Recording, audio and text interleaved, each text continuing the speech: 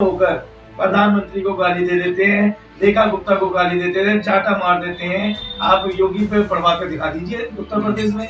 यही तो अगर योगी होते ना तो ये काम नहीं होता। हिंदू आज से सवाल कि क्या दिल्ली जैसे बड़े शहरों में भी एक हिंदू अपने घर में, अपने मोहल्ले में, अपने परिवार में सुरक्षित है? क्योंकि जिस तरीके से तरुण की हत्या की गई उसने तमाम सारे सवालों को जन्म दे दिया है कि क्या इसी तरह की हत्याएं होती रहेंगी, और वो भी दिल्ली जैसी जगह पर जहां तमाम सुरक्षा के बंदोबस्त हैं, तमाम सुरक्षा की बातें कही जाती हैं। और इसको लेकर हम आज बात करने वाले हैं। हमारे साथ रवि जी मौजूद हैं।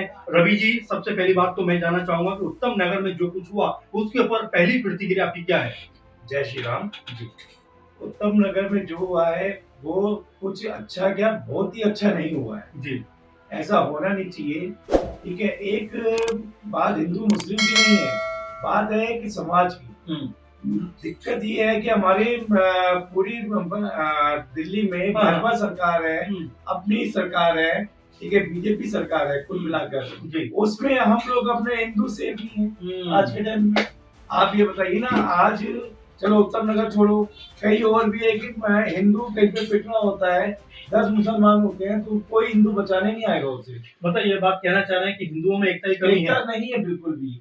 अच्छा, दूसरी बात, एक मुसलमान पिट रहा होगा उनके इलाके में, चाहे उनसे बात करे ना करे, सारे मुसलमान इकट्ठे हो जाए। रवि जी, उत्तर प्रदेश के बारे में जिक्र कर लेते हैं।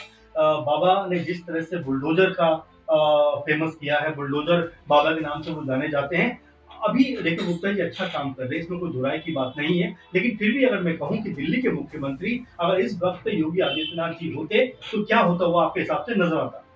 अगर देखा जाए तो योगी आदित्यनाथ जी होते तो उनकी हिम्मत ही नहीं होती है करने की। सीधी सारी बात ये है, उनकी हिम्मत ही नहीं होती, उनका मुंह पर बोलने की हिम्मत नहीं होती कि हम ये कर देंगे, योगी को ये कह देंगे।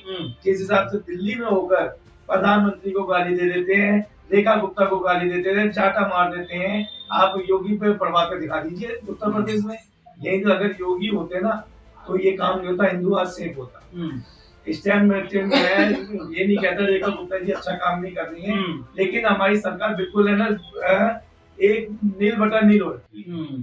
कोई सुनवाई नहीं है, आगे केस चलाए जाओ, इससे क्या होगा? अच्छा देखिए रवि जी, बहुत सारी बातें उत्तर नगर मामले को लेकर आ रही हैं। कोई कह रहा पुरानी दुश्मनी थी, पुरानी लड़ाई थी, गुब्बारा मार दिया, तमाम चीजें हो गई।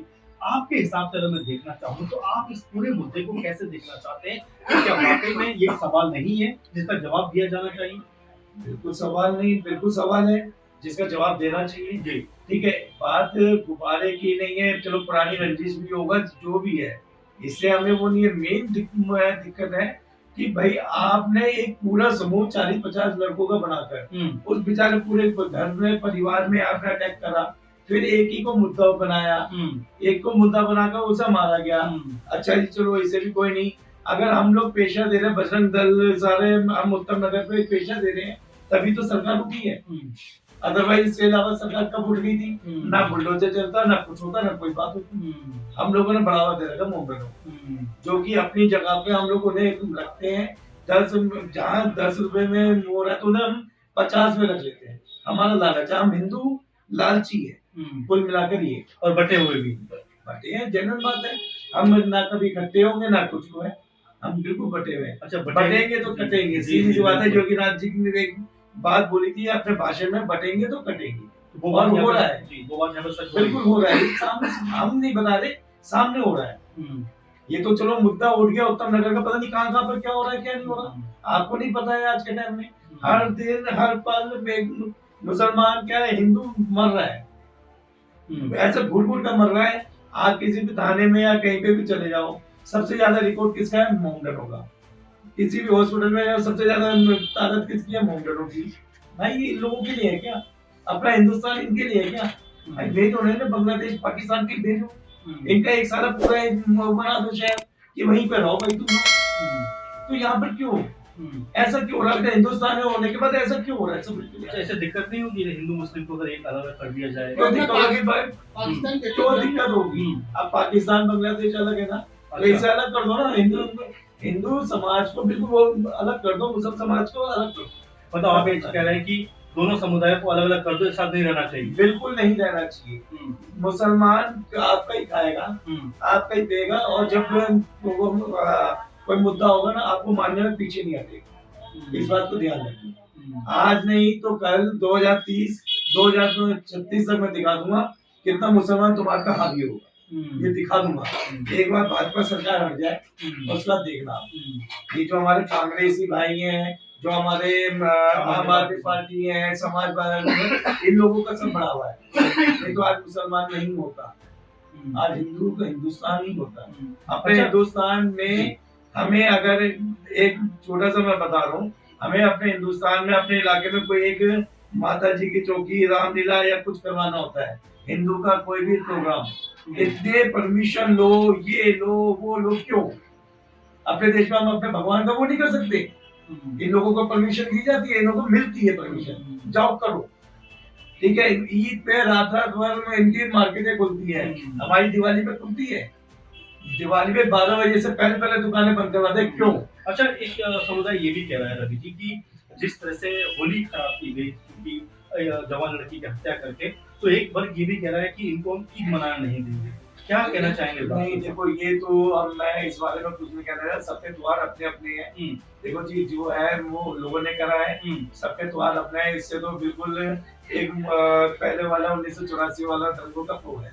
तो ये चीज मैं नहीं चाहता। देखो आपस में 4 वो मरेंगे तो 8 हम मरे, ऐसे नहीं होना चाहिए। लेकिन मैं क्यों मिलाकर ये है कि त्योहार कल को है, तो हाँ ये है, इन्हें भी ऐसी खुशी नहीं बननी चाहिए। मैं नहीं कहता लड़ाई, मतलब जैसे ईद में मिलते हैं, जुलते हैं, अपना नमाज पढ़ो, फिर चुपचाप करना तो हुड़दंग नहीं होना चाहिए। हुड़दंग नहीं होना चाहिए, बिल्कुल भी। अच्छा, आपकी अपील क्या रहेगी? क्योंकि हिंदू मुस्लिम अब इसी समाज का हिस्सा हैं, तो क्योंकि हम उन्हें एकदम हटा भी नहीं सकते, कहीं लेके जा भी नहीं सकते, जो सच है। आप भी और हम भी इसी समाज में रहते हैं, और तमाम जो लोग हैं वो हमारे साथ ही रहते हैं।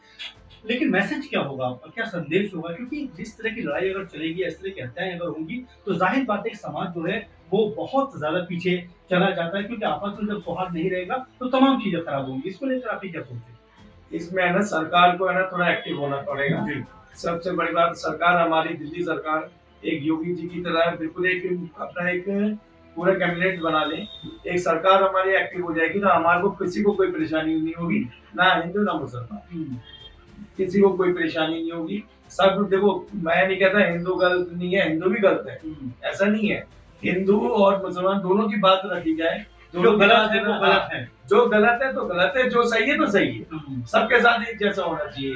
अब योगी जी ने कौन सा जो था उसे मरवा एनकाउंटर करवाया, ठीक है, नहीं वो उससे पहले वो हिंदू भाई था जो अपना विकास दुबे, वो भी तो हिंदू था ना, उसका भी पूरा मतलब बराबर होना चाहिए, बराबर होना चाहिए। उसके एनकाउंटर करवाया, उसके बाद संपत्ति भी जब्त करी गई, सबके साथ ऐसी हुआ।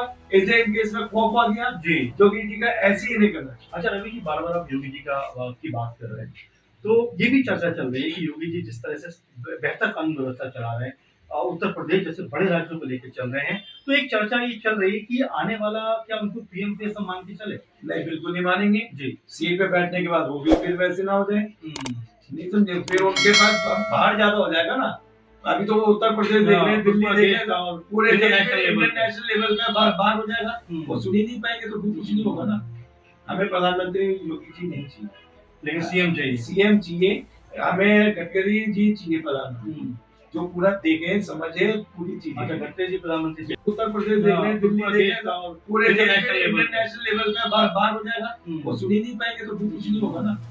हमें प्रधानमंत्री योगी जी नहीं चाहिए, लेकिन सीएम चाहिए, सीएम चाहिए हमें। गडकरी जी चाहिए प्रधानमंत्री, जो पूरा देखे समझे पूरी चीजें। अच्छा, गडकरी जी प्रधानमंत्री, बिल्कुल कोई वजह अगर बता पाएंगे? उन्होंने अपने जैसे अब वो अपने कैबिनेट में है, अपना काम पूरे तरीके से कर रहे हैं। बताइए, सड़कें को ऐसा एक बार बताइए, यहाँ से आप अलीगढ़ क्या, आप वहां तक कानपुर तक चले जाओ, सीधा सीधा टापा टाप चले जाओगे, फ्लाईओवर बिल्कुल रुकावट नहीं है कहीं से कहीं तक। आपकी गाड़ी कहीं पे भी खराब हो जाए, तुरंत पीसीआर आ जाती है, आपको हर चीज की सुविधा देती है, और क्या हो गया। जी रवि जी, आखिर में अगर मैं आपसे बात करूं कि आप क्या एक दिल्ली की जनता के साथ अगर मैं करूं, क्योंकि उत्तम नगर के बारे में हम जो बात कर रहे थे, आखिर में चलते चलते क्या सजा जो आरोपी है उनको मिलनी चाहिए, और जो परिवार ने इस बच्चे को खोया है उनके बारे में आप क्या कहना चाहते हैं? सजा बिल्कुल 100% मिलनी चाहिए, लंबा नहीं गिनना चाहिए। हम्म, जो गलत हुआ है तो गलत हुआ है, इनको सजा तो ऐसी मिलनी चाहिए जो आने वाले दाएं बाएं मतलब जितने भी आने वाले सब हिल जाए।